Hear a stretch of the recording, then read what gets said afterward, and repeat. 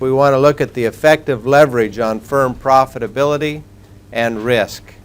Okay, looking at the measures of profitability, we're going to use the rate of return on equity, a very common accounting term. We'll actually show that ratio in just a minute, but it's just what it sounds. It's what is the rate of return that you receive for equity that you put into the business.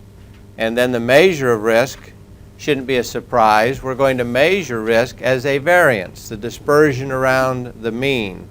And so we're going to look at the variance of the rate of return to equity, and we're looking at the dispersion around that to measure the risk. And the greater the dispersion, and the greater the risk associated with that investment.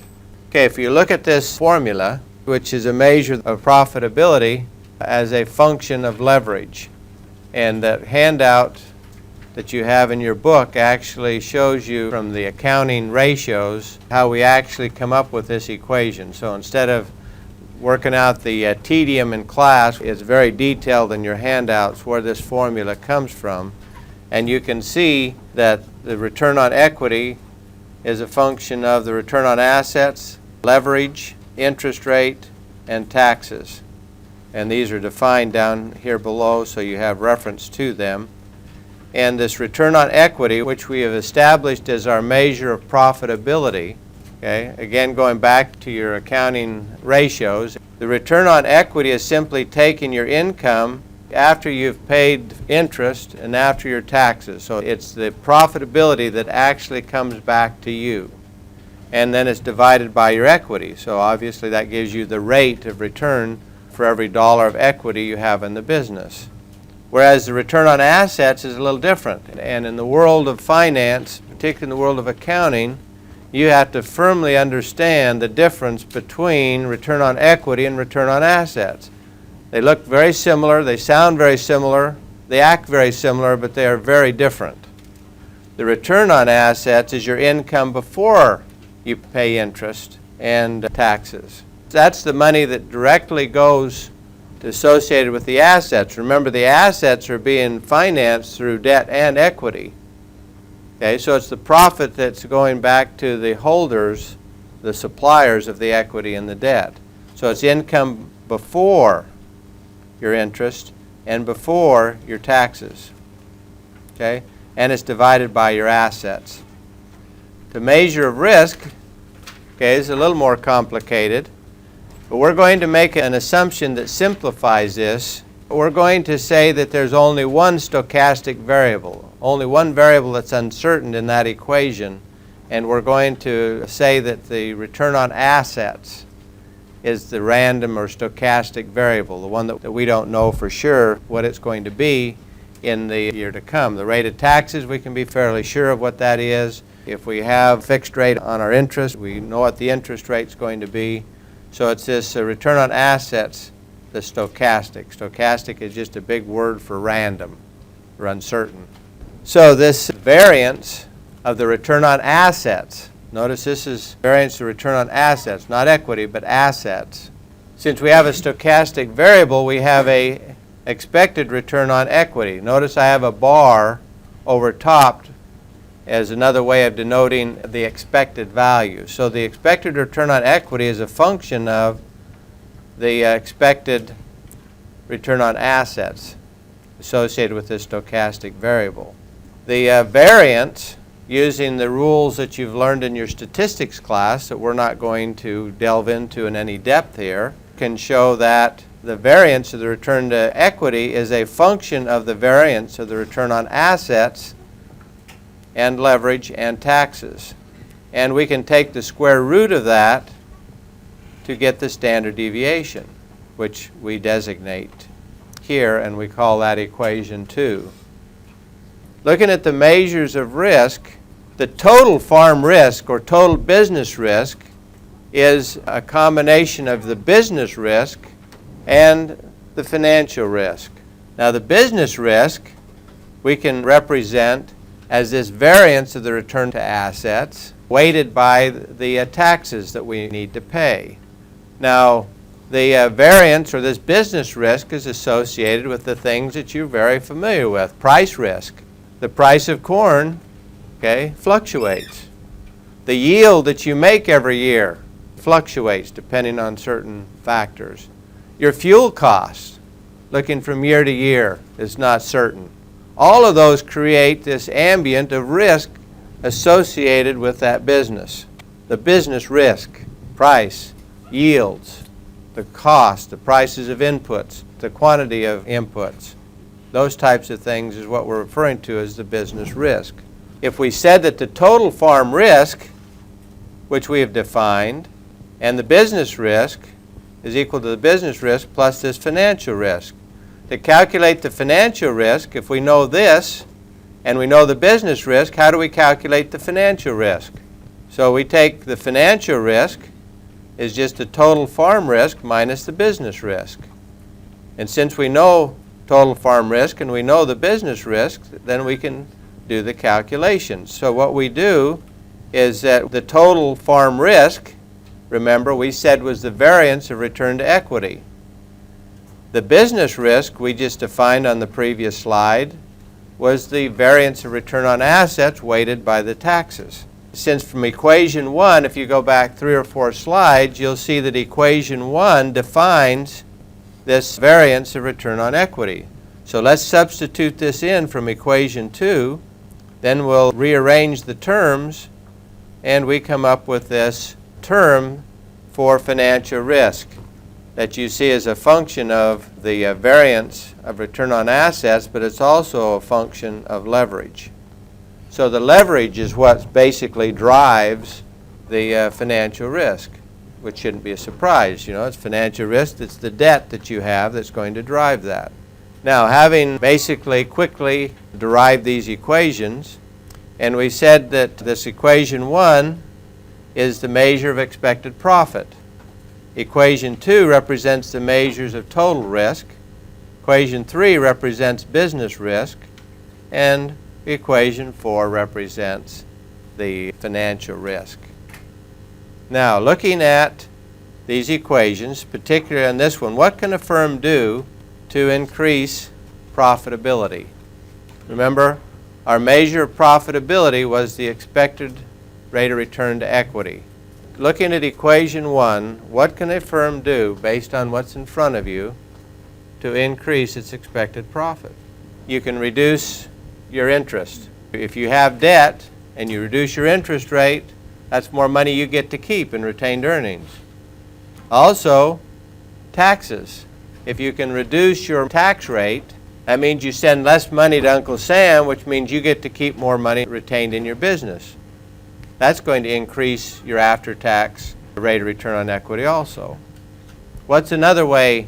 Increase your assets. If you can't go out and issue publicly traded stock and you want to increase your assets, over time you can do it through retained earnings. You go out and lease more products, so leasing more might help. Or you can what? Borrow more money. And if you borrow money, what happens to your leverage? Okay, so one possible way then is to increase your leverage, which then increases your assets, right? That then increases your potential profitability. Under what conditions will increasing your assets through borrowed capital actually increase your profitability? Look what's in brackets there. You're multiplying that leverage by something in parentheses. The return on your assets has to be greater than your interest rate. And that's something that shouldn't be surprising. We've talked about it for a while. If you have an opportunity to have a $1 investment, the return on that asset's 12 cents and you can borrow at 10 cents, then you get to keep the 2 cents, right? On the other hand, if you borrow $1 for a $1 investment and the interest rate is 10% and your rate of return is 8%, where does that extra 2 cents come from to pay the bank? That's usually referred to as a loss, right? Losses reduce what? Profit. Would you ever take on more leverage to increase your profit if your return on assets is less than your cost of debt? The answer is no. What's another way of increasing our profit? Your rate of return on your assets. And how do you increase your rate of return on your assets? One of the ways to increase the return on your assets is to invest in more profitable but more risky goods, right? You can take on more risky enterprises. You can possibly do a better job of marketing your goods so you get higher prices. You can do a better job of cultivating your crops to get higher yields. You can use better fertilizer practices, better herbicide practices, better insecticide practices. Okay, anything that you can do to increase the price or quantity or reduce the cost of growing that product, right? All of which is going to lead to greater profitability. So what can a firm do to reduce risk? Remember, we said that in our managerial goals, our expected satisfaction or utility is a function of profit and risk, where greater profit gives us greater satisfaction. Lowering risk increases our satisfaction. Looking at equation 2, looking at the total risk, okay, what can we do to lower risk? Okay, leverage. A minute ago we said leverage under certain conditions increase your profit. But increasing leverage also, under all conditions, is going to increase your risk.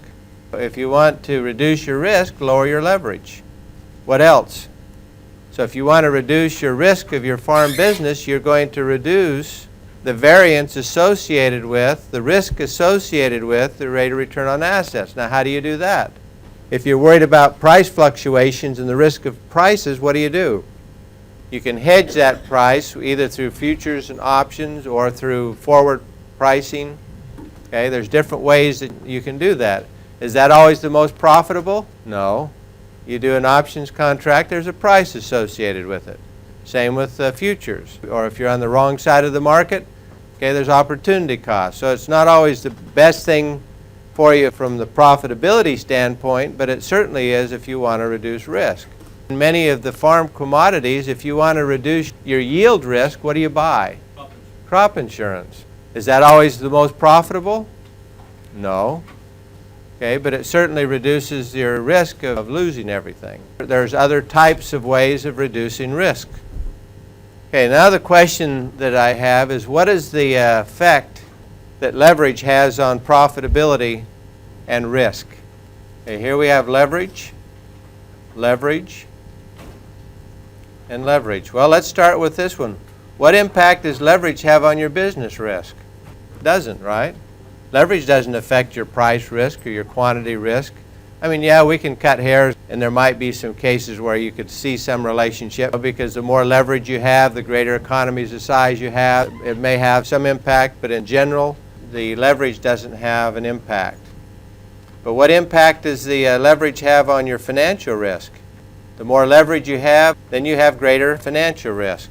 Okay? What impact does leverage have on profitability? We've already factored that in, right?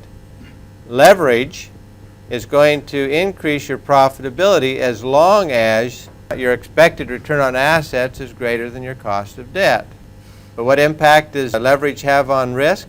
The greater the leverage, the greater the risk. So you're starting to see a trade-off. When you talk about leverage in general, you're basically making the case that leverage is going to, in most cases, increase your expected profit, but it's also going to increase the risk. Now, having gone through all of this, showing some mathematical equations and formulas, and obviously some of you really don't like looking at the world through the language of mathematics, so let's do it graphically.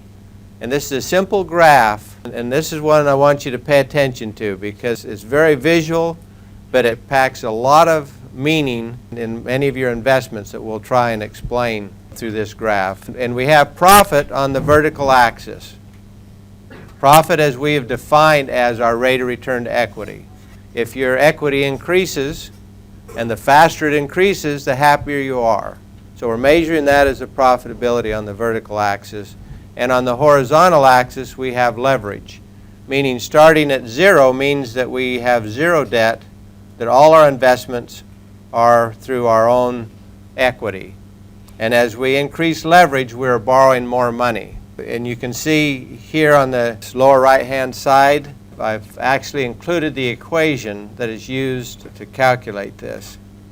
So, the first thing that we recognize, under that condition where the return on assets is equal to your cost of debt, so for every dollar of borrowed capital, you earn 10%, but you pay 10% to the bank, what good does that do you in terms of profitability? It doesn't. So leverage under that condition doesn't affect your profitability.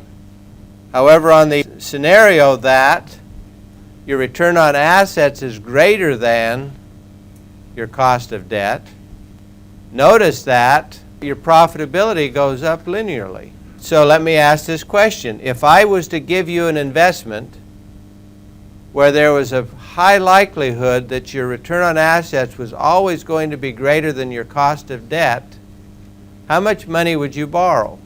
As much as you could get your hands on, because in that case you could become very wealthy. However, under that occasion where the return on assets is lower than your cost of debt, then what happens? The more leveraged you are, the lower your rate of return on equity. In fact, if you're too leveraged, you can actually lose equity. Does it ever happen that, in fact, your return on assets are less than your cost of debt? And the answer is yes.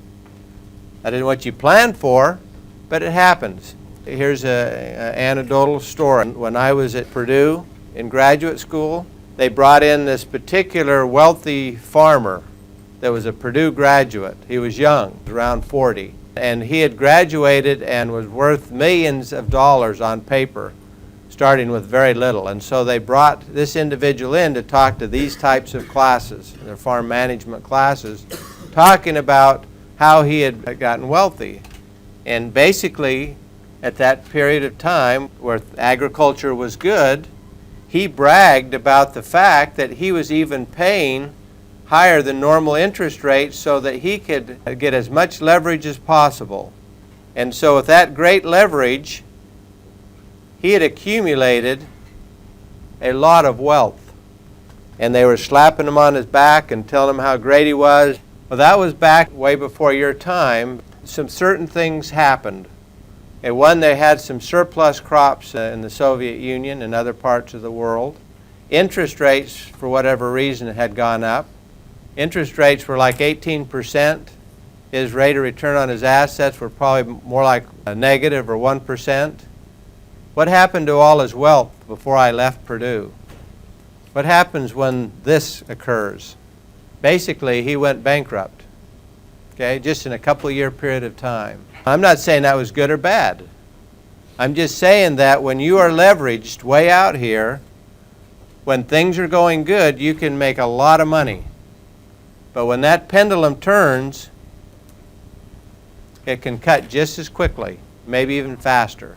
And this is a real live example. For your time, this actually happened. Now, here's another. When I was about your age, I had an opportunity to go back to the family farm. Their farm was paid off and they were doing okay, but they invited me back, take a third of the farm. Actually, it was a very sweet deal. But there was a problem. I would want to come in and I would want to expand the farm so that I could make use of economies of size, to take advantage of my, what I thought was management skills, and also to support two families. So to do that, to expand the assets, what would I have to do? I couldn't go out and issue stock. Nobody's going to give me stock. I would have to leverage. So the farm, which had very little debt, if I'd gone back, would have been out here. You see immediate conflict? On a bad turn in the markets, my parents would have still continued to make money. Their retirement was intact. What would have happened if I'd gone back and the markets had gone south? What would have happened to my parents' retirement? It would have been gone. This is my diagram to visually help you understand. You got to realize this is the best I can do in art, so you have to live with it. But if you want to look at what we mean by leverage, notice that management, or the owner, you have some equity. And you basically leverage your equity by using debt. That's the meaning of leverage. You're basically leveraging your equity using debt so that you can increase your profits. But notice that the more debt that you use, the more expected profits that you have. But notice I've made this big bundle of profits fairly big, because what happens if it gets too big? tumbles down and crushes the owner. That's your visual look at how to visualize leverage. And it's real, and it's something that in your personal finance, okay, we talked about that in buying a house. You are leveraging, most people are leveraged to the hilt when they buy those houses. And the market turns against them, and they can lose a lot of equity very quickly. They can also gain a lot of. Just very quickly in terms of numbers, if we had a farm firm that had rate of return on assets of 14%, that means for every dollar of assets they have invested, they get 14 cents back each year. Their cost of debt or interest rate is 10%. And we're saying that their average tax rate, now this is average now because we're looking at the total firm, is 10%. And we're also looking at the standard deviation of the rate of return on assets, representing the dispersion around that 14% return. If that's the case, and we plug into our formula for the rate of return on equity, you can plug all of these numbers into this formula, right? What we find is that if leverage is 0, meaning there is no leverage, that your expected after-tax rate of return to equity is 12.6%. If you have as much debt as you do equity in your business, meaning you're doubling your assets, you actually get 16.2%. If you quadruple your assets so that you have 4 times as much debt as you have assets, your rate of return on equity actually increases to 27%. Now, if that's all you looked at, what would you say? You borrow as much as you could. You'd actually go with 4, right? We'd all like to get 27% return on our money, right? But what happens to the risk? Risk, we said, was going to be defined as the variance of rate of return on equity. And we plug these numbers again into this formula. If you have no leverage, no debt, you just have business risk. And it's a standard deviation of 5%. Whereas increase your leverage, double your debt, it increases to 10%. And you quadruple it, it increases to 27%. Okay, but if we look at the coefficient of variation, we see something interesting. Notice that when the leverage is 0, no debt, the coefficient of variation is 42%, whereas if it goes to 1, it goes to 66, and if it's 4, it goes to 1. So what you see is not only as leverage increase, does the risk increase and the profit increase, but the fact that the coefficient of variation is increasing means that risk increases faster than profit. So that's another interesting development that we find, is that not only does risk increase, it's increasing faster as you increase leverage, which has some implications. The question then is, what is your optimal leverage? If you just looked at the expected returns, you would choose 4. If you looked at the risk, you would have no leverage. So where does it lie in between? How do you figure that out?